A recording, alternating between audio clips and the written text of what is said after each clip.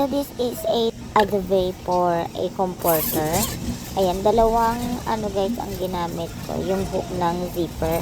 Kasi malaki ito, it's 75 by 96 ata. So yan, bawat dulo meron siyang ganyan guys. Tali yan guys para if in case na yung comforter nyo is nilagay nyo sa loob, hindi siya gagalaw. Itatali nyo lang yung mga dulo.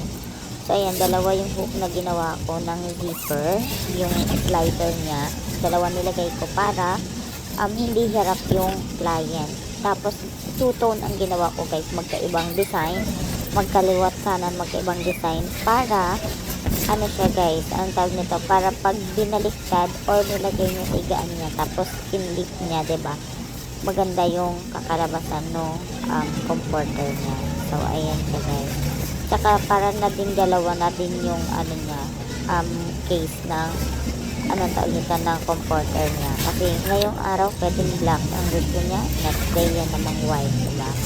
Para siyang baliktaran style. Tapos yan guys, yan, pinapakita ko na dalawa yung slider niya. Kasi nga, mas maganda na dalawa yung slider para hindi hirap si client mag-open and close. So that's all guys. Yan yung Canadian cotton. At ito ay comforter duvet o cover ng comforter guys. Ayan siya. So that's all.